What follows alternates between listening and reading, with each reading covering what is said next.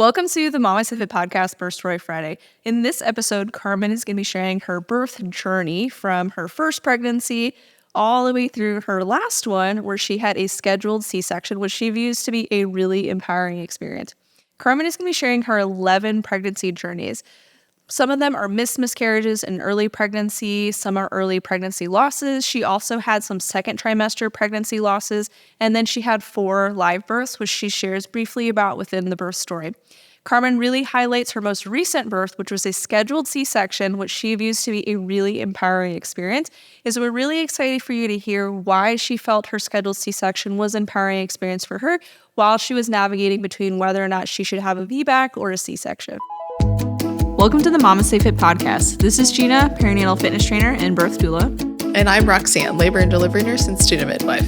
And this is the MamasteFit podcast, where we empower you on your prenatal fitness, birth, and postpartum return to fitness journey. Our podcast shares how to move throughout your pregnancy to stay strong and comfortable, because pain is not a requirement of pregnancy. Understand the science of birth and how to approach recovery after birth. We share our personal experience as mothers navigating this stage in our lives, plus our professional expertise as birth workers and fitness professionals. Our goal is to help you feel confident as you navigate the perinatal timeframe for an empowering pregnancy, positive birth, and postpartum journey. We are glad to have you with us on this journey and that you have chosen us to support you. So welcome to the MamasteFit podcast. In this birth story episode, we have Carmen, who is going to be sharing one of her birth stories, and then also some background on why this birth experience was so much more empowering than her previous ones, and why she went about the way that she did. So thanks so much for coming on the podcast, Carmen. Of course. Thanks, guys. So tell us what brought you to wanting the type of birth that you had and the journey that you had with your most recent pregnancy. Sure. So a little bit of a back story. I have been pregnant 11 times, and all of the birth stories have been very unique in their own ways. I did lose 7 of those pregnancies that I do always say are with me, just not physically. And I think in the past, the podcasts that I've been on have always been kind of geared to pregnancy loss. That's most of my experience has been with that. And this time it's empowering for me even to just be sharing an empowering birth story. So that's what drew me here and just in my healing in that regard. And I'll just quickly kind of touch on the types of births I've had and why this one was empowering. And then we'll jump into what this birth kind of looked like for us. So our first pregnancy was a missed miscarriage, and this was in January of 2016. And then we did go on to have an early loss that May of 2016. And we had a daughter named Kaya, born by induction at 24 weeks for termination for medical reasons. Following that, we had a chemical pregnancy. And then we did deliver my son, and it was a forceps delivery, and I needed a episiotomy for that. So I did have a vaginal birth, but it was just my first ever full-term birth, and I didn't know a lot there. I just wanted that baby out. So they're just push for all you've got, or we need a C-section, and we called them Pop-Tart, but they had to cut me and all of that. And then my daughter Maylee came after, and she was an emergency C-section. She just wasn't progressing. Her heart rate had dropped significantly, and I am a nurse as well.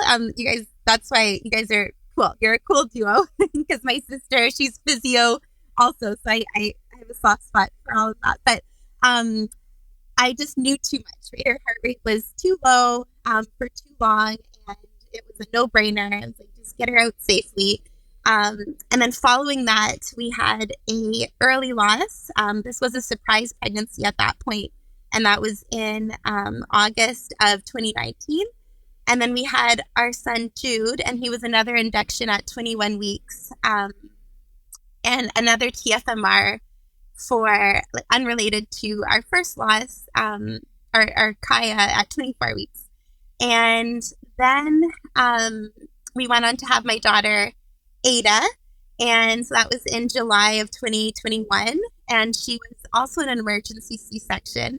And why this was so empowering, but I was knocked out for that one. And that really was just the scariest thing to go through, like waking up, not having your baby. And I'd be lying if I didn't say that, births don't change us. They do. But first and foremost, we want our baby healthy and out. But that first feeling of not knowing where she was and her heart rate was so low, there's a lot of fear around there and trauma with that. And my husband not being able to be in the room for that one as well. So fast forward, we did had another surprise pregnancy in we lost that surprise pregnancy in January of 2023. And I couldn't drop it. I didn't want our story to end on a loss. And we were very fortunate to have this final rainbow baby that just joined us on February 12th, Charlotte, and sweeting little light. And she was a planned C-section. And then I'll jump into that. But I always kind of wanted the Huggies commercial birth where, it's the home birth, and I roar her out and, breathe them down, or you read all these things, and just to feel like a woman who's capable of giving birth. And so I was really wanting this to be that story, I guess, and looking to platforms like yours and, VBAC and CVACs and all these things.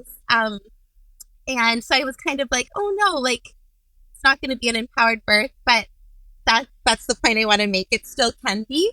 Of course it is. And birth is birth, no matter how that baby comes out. And so it was hard to wrap my head around.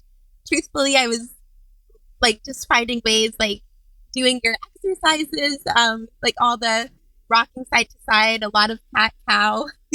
And so you guys have been great. Like whatever I see pop up, I do try to take a moment and just try it, except the castor oil. Try that. But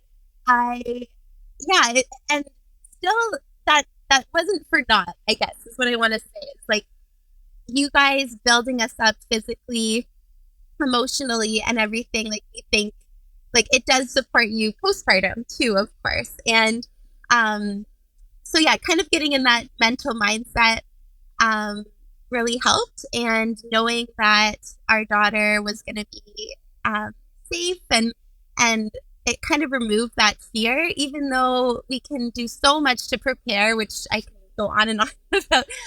We still don't ever really know how birth or anything is going to go. But so this just really kind of gave me that peace of mind, that control.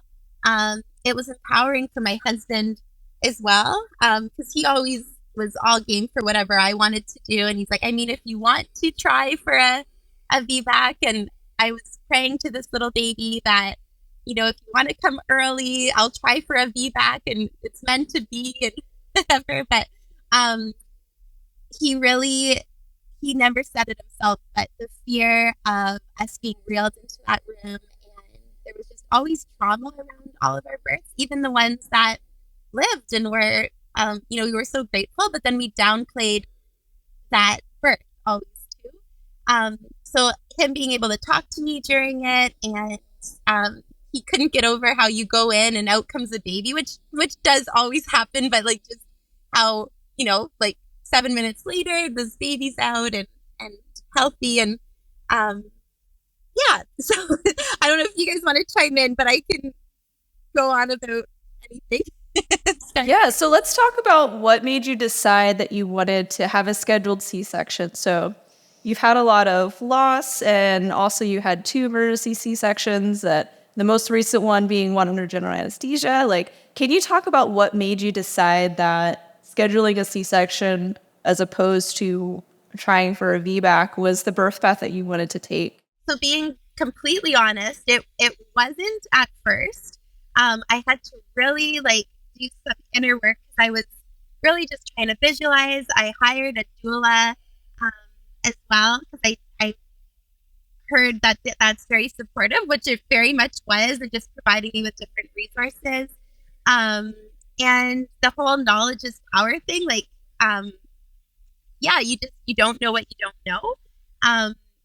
So and like, yeah, being a nurse too, like I don't, sometimes I trust the medical team so much because of it being our profession, which they've saved us a million times. So because of that, a lot of times I've just always kind of gone with what they said. So this was suggested to us. So I will mention that our two girls were placental abruptions. And so in the end, they did find out like that was what was causing their heart rates to drop. And it can be super serious.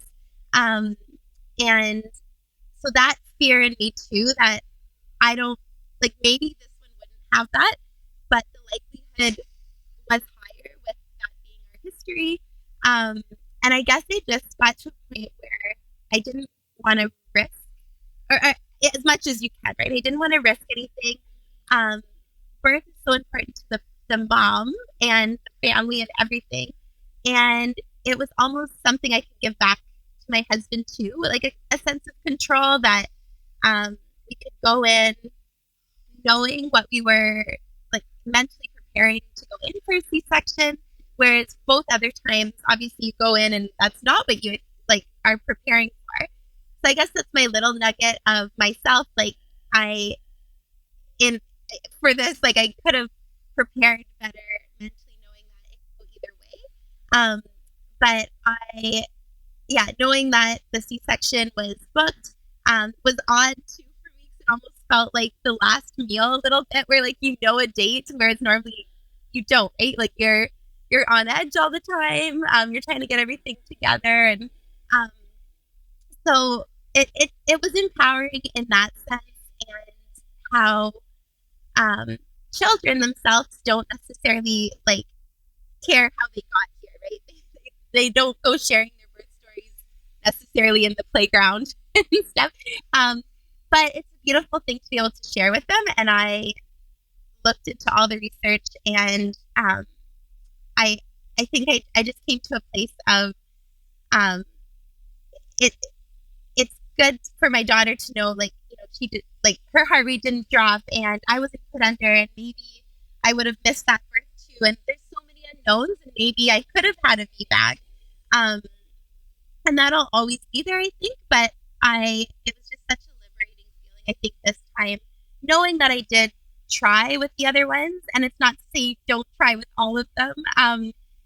But it felt, it was a process of me coming to that decision. With my doctor, surprisingly, I get heard this in the States too, is a lot of professions, doctors don't necessarily support a C-section after a VBAC after 2 C-sections. So my doctor actually was willing if I was okay with that, which was huge. So I felt supported in that aspect also. But yeah, it got my mindset in a place of how do I prepare for a C-section, knowing what to expect. My recoveries were always tricky after. I did get infections. I found I went to like the zoo at 2 weeks postpartum. And this is all my own fault and stuff. But like, and I also had toddlers, so I jumped into normal day life kind of really quickly after. And I think this time it was like, just let your body heal and take time to just be slow. And knowing it was our last baby too, like just kind of savoring this time.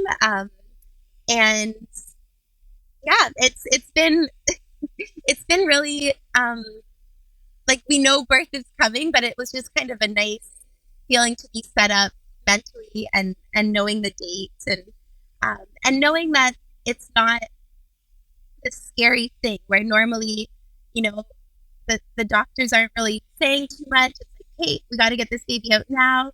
Our OB was cracking jokes during the C-section, and there was something too about, I guess I'm jumping to the birth story kind of, but just go for it. I would love to hear how the C-section went. Sure. Yeah. No. So one of my really dear friends was actually the nurse working, and she chose that day to work, so that it was one of those things where like we can never predict our births, but I hope she does come today, or like that, she makes it till that day so that my nurse can be our nurse, or my friend can be our nurse. And she was able to kind of give me an idea of what it looked like, because every time I've been reeled in on a stretcher, hitting the walls, like, it was always very chaotic, dramatic, lots of people in the room. And again, these are things that I didn't know any different, and that's all I could picture. So she said, you walk in, which is so bizarre too. Like, you're just walking in and out comes this baby. But that felt really powerful, and feeling her kicks while they were doing the spinal. Like, again, like I feel like I've had so many babies, but still to know like that this baby on the inside is going to come on the outside, like, it's just the most incredible. I really think like never gets old. But I'm always like, how did they fit? Like, how is that in here? I'll have to send you guys a picture, because I did the belly cast and I put her in it, and then when I seen it, I'm like, okay, yes, her feet are in my boobs. Like, that is how now I know.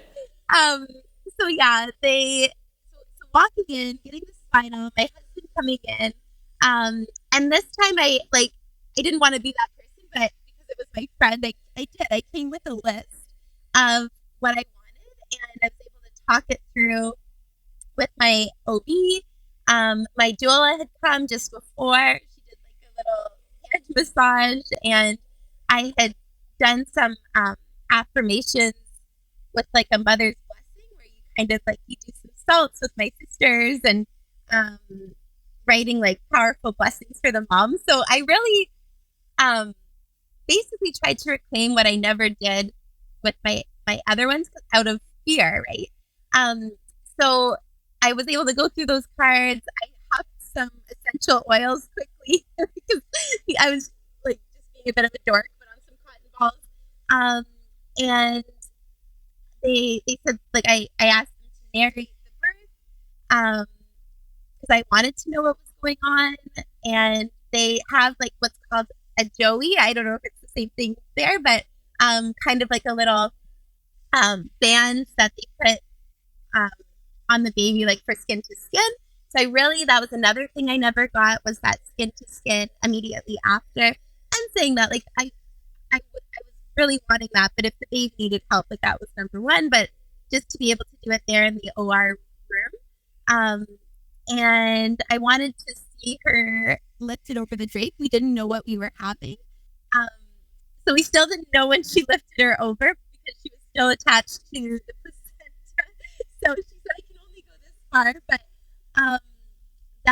that was really cool too. And really the only other thing that I wanted was maybe like dimmed lights, because you hear, how soothing that is. But at the same time, I was like, I do want you to see what you're doing when you're down there. So that, and I didn't actually want music playing, just because I really wanted to take in the moment of what was kind of going on around me. Everyone introduced themselves. It really was just a different atmosphere. The doctor taking the time just to kind of, make sure that everything was stitched up good. It felt so good. And my husband and I, like, being able to discuss names when she came out. We hadn't even picked out a name with her because we didn't know what we were having. And I can go on, but it was so special, and every birth is so special. But I think I was always so like just hyper focused on, the health of my baby, of course, but not like not even aware of almost what it was my body was doing. And and obviously being knocked out for that and everything too. Like you're going with the motions. So all of that felt incredible, and I like just that holding her right there in the OR room, and then Philip being able to take her and hold her back to the room and like watching him do that, and not being on a stretcher hooked up to telemetry and all of that. It was amazing, and I never once had to see or hear her heart rate drop.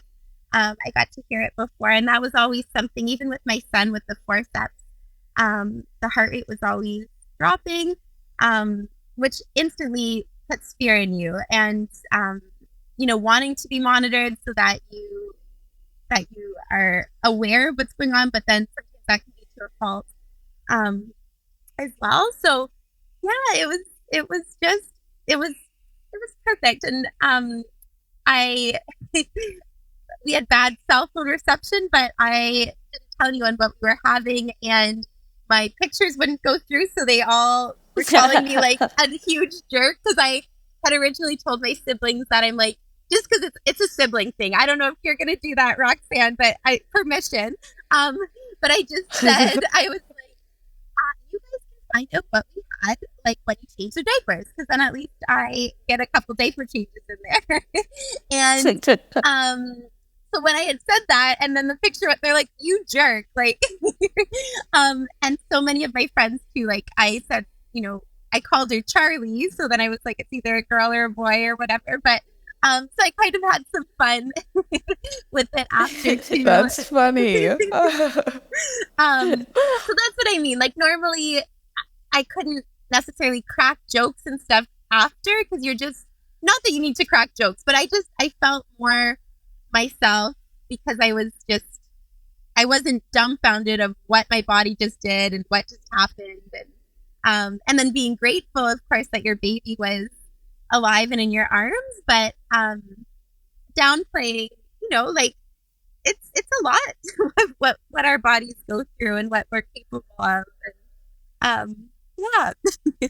It sounds like you're much more at peace too with the like going into it, like going through it. It sounds like you had a really supportive medical team that was like walking you through the whole process. And then it sounds like it was a really big difference postpartum for you, like especially the immediate part with your baby in comparison to previous births, especially like emergency C-sections where it's like, is everyone okay? Yes. Like, is my baby okay? Especially after like history of loss. I know for me, after my 2 pregnancy losses, for my son's pregnancy, I was like much more anxious throughout. Like I was a little bit more anxious during the birth, and then postpartum, I felt like I was just so much more anxious because it felt like loss could happen. Mm-hmm. And so I'm sure that impacted your prior birth experiences too, and trying to like deal with the trauma of what just happened. Like not that necessarily is something that's impacted you, but to go through that and then just be happy that your baby's here, and almost kind of like dismiss or downplay like the significance of the experience that just happened. I can totally see why this most recent birth was just kind of like that, like the candle on the cake or icing on the cake, or the beautiful conclusion that you needed to this like childbearing years of your life. I know I'm going to be really sad when it's my last like birth and everything, but it sounds like it was just like a beautiful end. Yeah. And oh my goodness, I really loved hearing your story. Yeah. Yeah, no, thanks, Steve. I feel like it just highlights though that it's not like, it's so much how you felt and how you were supported throughout like that entire birth process by like everyone on your team. It wasn't necessarily that a C-section is like less of a birth, or like a vaginal birth of like breathing your baby out and like a field of flowers is like the ideal and like the goal. Like it's how you feel during that birth process and how you're supported. And for you, it was being supported by everyone on your medical team, you're like having your spouse in the room and just being able to have some control, because your previous ones were just a little bit more chaotic with emergency C-sections, decreasing heart rates. That's a little bit more anxiety, like riddling types of birth, whereas this one was very calm and like you had more control and you were empowered to make those choices yourself. You weren't like kind of Even shoehold it into it. Like, you got to decide, do I want to go for a VBAC or do I want to schedule a C-section, even after having had 2 C-sections, which is not common. Yeah. So it's like you got to call all the shots too. Literally, I think made every choice. Experiences. So that's amazing. Ooh, I have like goosebumps. So I know. And I love it. I love it. And I mean, you're so like your smile is so contagious as you're telling this story that I like couldn't help but also smile. So like I love that you shared your story with us. So how is postpartum? I know that you're like less than a month, or maybe just right around a month postpartum. How has postpartum been this time?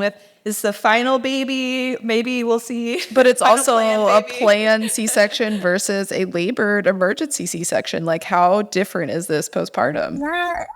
What's been interesting is, exactly. Like I think you always look back and you compare, and because our son was our first and he was not a C-section. And I didn't know, you don't want to scare your friends. Nobody really talks about what birth is or what they just say, oh, there's some pressure. But, and you're like, oh, it's more than pressure. Like there's a ring of fire. There's all these things. But I get it too, right? You want to have everyone have their own experience, because I have friends who have laughed their babies out. Like you hear all kinds of things. I would like that. And, I would like to be that person. Right? Yeah. And those are the ones. Usually with epidurals. Those are the ones you remember, of course, right? And but yeah, I remember with my son, like having the episiotomy and the doctor telling me to sit on my hairy area, like to just and because I was so like resistant, and then but it was like lean into the pain a little bit, like, and having, like you said, like those support people to tell you these things. And but I found like overall my recovery with him was by far my best from my C-sections. And again, I've heard people that their C-sections, they had really good recoveries, almost to the point where they're like, you didn't want our husbands to know we were doing so good, because like you want to ring your bell and have them like bring you water and rub your feet. You can have that regardless of your birth. We'll keep your secret safe. Thank you. And that's why I'm like, okay, you can't release it. I won't like add them or tag them. But yeah, no, like there is a huge difference with and everyone said that, but I had to go through it to know it. It's just like having babies, like 2 under 2, or like whatever we were. You're like, I couldn't have pictured doing that, but then you go through it and you grow with them. You really do. Like, but it's chaos and crazy, and you don't know how. But so no, this time around, like the actual healing and recovery is going better. And I really do think like it's all of those extra little steps, and with you guys too, like I had said to my friend, I'm like, I feel like I just don't have abs to support my belly. And she goes, who has ever said they have abs after delivering a baby? Like, no one. But no one has abs. And of course not. But it's like just being more gentle with yourself. And like, I'm trying to do, like little belly rubs. I think, or belly rubs. And, but like being more mindful, I think too. And just, like my husband has always been really good in supporting me after, and I think he's seen both sides. Where like after the C-section, the emergency ones, I kind of jumped back into it too quick. So now I'm playing it out completely. Like I'm just like, oh, today I got a twinge. I better take it easy again. You're milking it this time. I'm loving it. You gotta. You have to. I know. You have to. That's my advice. Soak it all in. And it's like, it's for me too. Like I'm doing all the things that I don't even care. Like I'm putting the essential oils on, and I'm like, I bought that silicone kit thing I've never tried before for the incision. And, but I did even sign up for, like it's called a Mama Circle, and it's kind of like, teaching yourself how to work with other moms. Like you realize how much the pelvis is related to just breath work. And I don't think a lot of people have talked about that because it's always like strict, like doing those Kegels and but it's like just that getting like letting it exhale to let it all kind of like your diaphragm, right? Like just come down. I learned, this isn't my own, I've learned this from other physios and stuff, but it's that kind of thing, like just breathing in circle and learning how to bring in some light movement again. And but I think it really does. It all comes down to that village, that support, and knowing that you're worth it, and being open about like I'll tell my friends like, oh, today I had like a belly dive day, or like it wasn't a good belly day, and then today wasn't a good, like the sleep thing is inevitable. I'm like, I haven't figured out the recovery for that.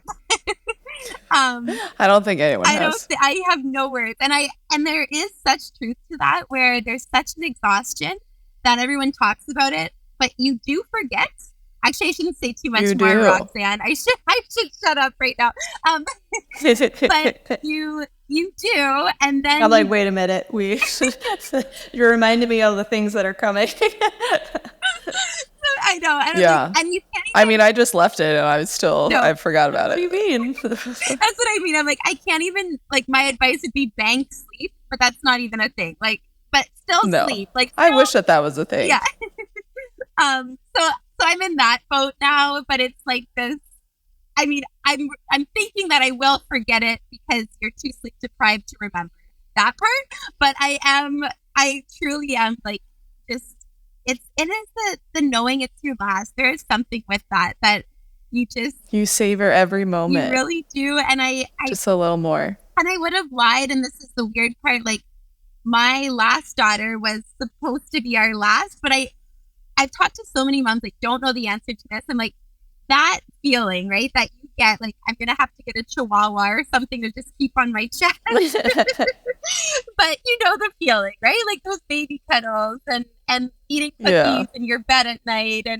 And that's what you savor. But I thought that with my last, and then she wasn't our last. I'm like, how do you ever know you're done? But I mean, you do. You get to a point that, but no, I feel the same. Right? Because I could, like, truthfully, I could do it forever, like that part. But, but no, I think you really just know that the next, anyways, each stage is beautiful, and you get there, and I'm allowing this recovery to be part of that, like, beauty of just, like, rubbing, like, self-loving on myself. I'm like, I have never, but I'm like, because the books tell me to do that, and I'm like, I'll actually do that this time. Like, just, it's like, actually, I'm gonna do those 85 steps. Care routines.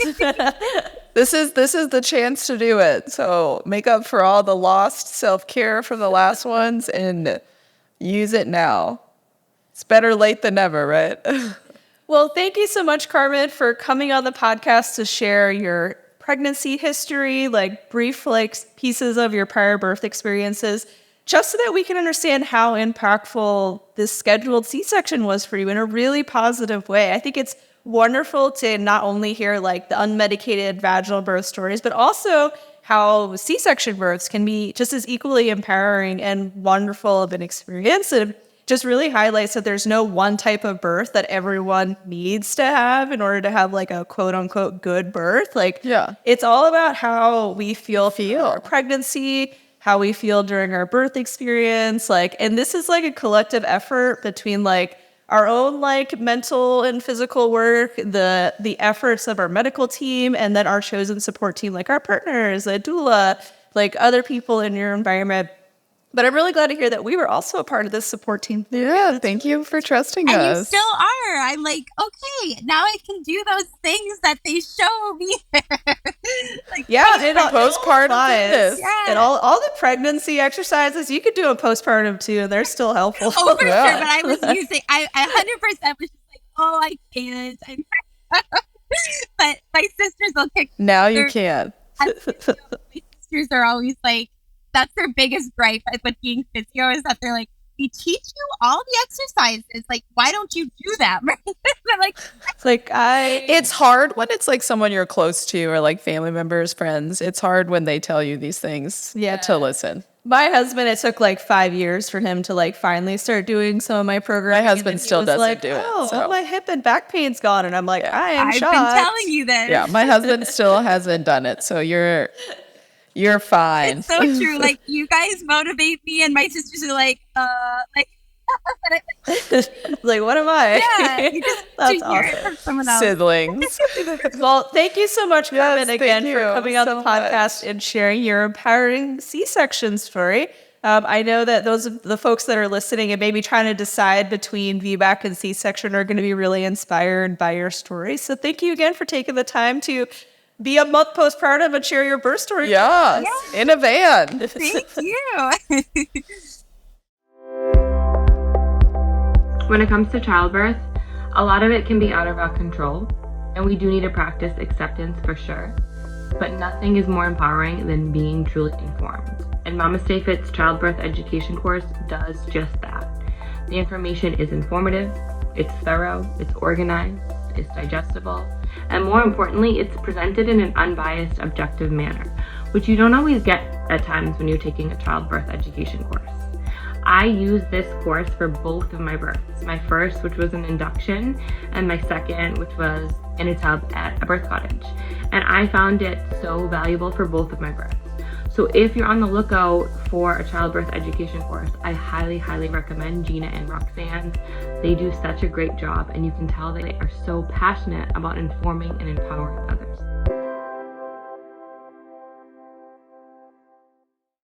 In Carmen's story, she was kind of debating back and forth whether or not she wanted to have a VBAC or she wanted to have a scheduled C-section for her final pregnancy.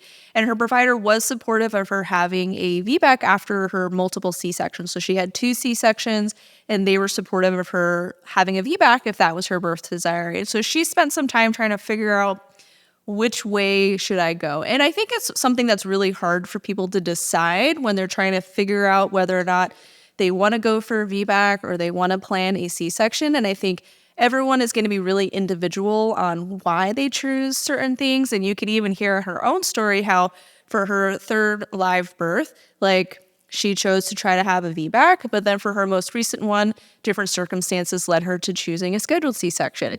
And so I don't think that there's a right answer for everybody. No, it's very personal. Like, not everyone needs to try for a VBAC or have a VBAC to have an empowering birth. You can absolutely schedule a C-section and have a really empowering birth experience. So trying to figure out like which one to do can be really hard though, because like, you know, this is a really big decision. Like, it's your birth experience, which is really impactful for you. So Roxanne, what recommendations do you have for someone that's trying to debate between the 2 different birth paths? It's obviously very hard for anyone to make this choice because there's always going to be like a what if.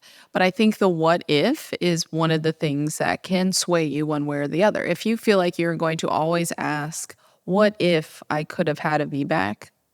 If you planned a scheduled C-section, that if you feel like you're always going to wonder, like, what if, and it almost would like negatively impact you wondering about that, that's usually the people who will want to try for that VBAC. If someone is like, well, like, it would be nice, so like they'll schedule their C-section for 40 weeks instead of 39 weeks, and they're like, if I go into labor, then I'll try. But if not, if I'm still pregnant at 40 weeks, then we'll have a scheduled C-section. And that is one way to like regain control for a lot of people. They're like, well, if I'm still pregnant at 40 weeks, we'll have a C-section and I'll be fine. And I'll plan all of the things for that. If I go into labor prior to, then I'll attempt. And that's one way to regain control, but like still like have eggs in that little VBAC basket. But some people are just like, nope, 39 weeks C-section. I need more control because unscheduled C-sections can be very chaotic and very overwhelming and very traumatic for a lot of people. By having a planned C-section, it's less chaotic. It's usually you wake up, show up at the hospital, go through all the paperwork. It's calm and people aren't like screaming or running around. It's usually they casually walk into the OR and like you're talking. Some people are joking, and it's a different experience, as well as the recovery is usually a little bit different from a planned C-section that was not labored versus a labored C-section. So there's different components with all of the births that are different. But the one thing that most people that I know choose VBAC is that they always wonder, what if? Like, if whether or not it ends in a vaginal birth or a C-section, that they always will wonder, like, well, if I tried, would I have been able to have a vaginal birth if they did just have a planned C-section? If they feel like that would be something that would bother them, then they usually will attempt a VBAC. And whether or not it goes that way, they're always happy with the results because at least they tried. Something else I think to consider is how many children do you want beyond this birth as well? Because like there are obviously risks to having multiple C-sections versus having one C-section and then having multiple vaginal births. And so if you are planning to have more children past this C-section, you may want to consider what are the long-term impacts on future pregnancies as well. Oh, yeah. So It that just could gets be harder. something to consider as well. Like how many children are you planning to have? If you're planning to have more, like potentially weighing the risk versus benefits of VBAC versus having multiple C-sections can be really important to assess as well. Because a lot of hospitals will not do more than 3 to 4 C-sections within their hospital units too. Like not every provider feels comfortable doing someone like a C-section on someone who has had multiple C-sections.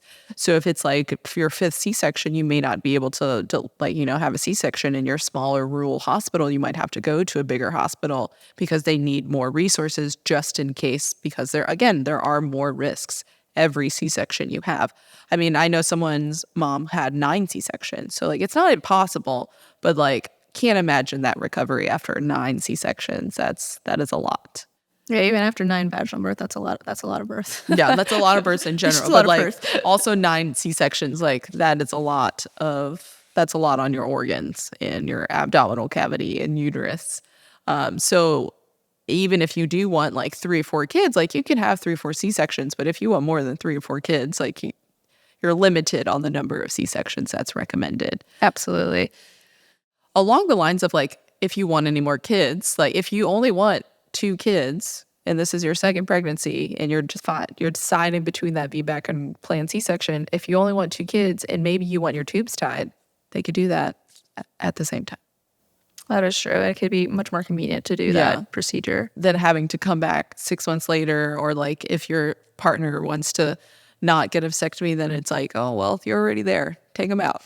So I know some people who are trying for a VBAC, even if they're like, we're done having kids, but if it doesn't work out and I get a C-section, we'll take my tubes while you're in there. And so it's like, well, at least we got that taken care of and I don't have to come back for that surgery later. So there's still some positives to having like this planned C-section if you are done having kids, because you could get that tubal ligation and you don't have to worry about accidentally getting pregnant. I mean, it's only 99.9%. Nothing's 100. I heard a story of somebody who had a tubal ligation and her husband had a vasectomy and they got pregnant. Yeah, and I'm I like, know many we must patients- follow that child. Oh, I know. Like that. That child needed to be born. I mean, I know I have had patients who like got pregnant on birth control, then they had a vasectomy, got pregnant after a vasectomy, then they got their tubes tied and they got another vasectomy and they still got pregnant again. And I was like,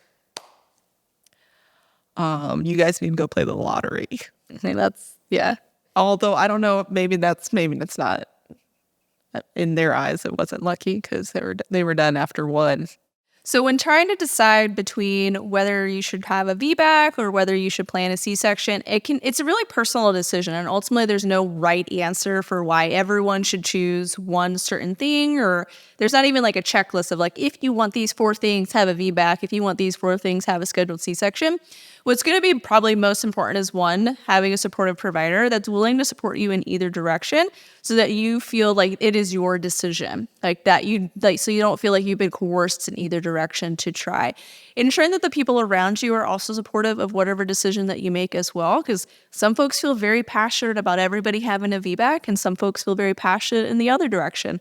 So ensuring that the people that are supporting you also are going to support you no matter what you decide is also going to be equally as important. So Hopefully this episode gave you some insight on what a empowering scheduled C-section can look like and why Carmen chose to have the birth experience that she did, so that you can feel confident in the decisions that you want to make as well, if you want to go for a VBAC or if you want to have a scheduled C-section. So thank you so much for listening to this episode. If you want more support throughout your pregnancy, check out our online prenatal fitness programs and online childbirth education course.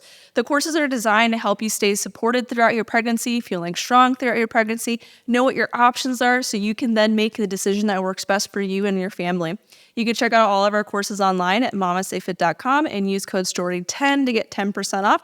And you can bundle prenatal fitness and childbirth education. And we do have a VBAC course that you can bundle and save 15% off. And so when you combine the power of the 10% off and the already 15% off, you get 25% off. And if you're in the postpartum and you're looking to return back to fitness, we offer postpartum fitness programs, whether it's return to running, general fitness, or even Olympic weightlifting. And then we also have postpartum yoga and on-demand fitness classes. And if you want more postpartum education of what to expect in that postpartum period, we have a postpartum course that is what to expect in the postpartum, what to expect with your baby, as well as infant massage and infant and toddler CPR and choking. If you're a professional and you want to learn from us while earning CEUs, you can check out our online birth workers course and our online pre- and postnatal fitness trainers course, or you can have us come to your facility and teach you in person, all of this good stuff as well. So you can check out all of our courses on our website at MamasteFit.com. And again, you can use code STORY10 to get 10% off any of our online offerings. If you enjoyed this episode, please like and subscribe to our channel. Please tell everyone you know about it so that they can also watch and love us as well. And we release new episodes on Wednesdays, educational episodes on Wednesdays, and then new birth stories every Friday.